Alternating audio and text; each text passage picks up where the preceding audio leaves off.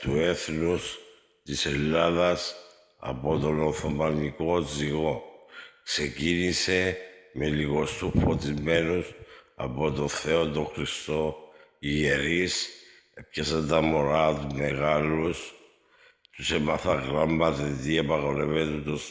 το σχολείο και η εκκλησία, τους έκαμασι κρυφό σχολείο μαζί του,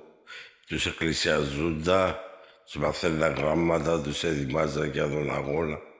της Επανάστασης, φυλάγαν λεφτά, ήταν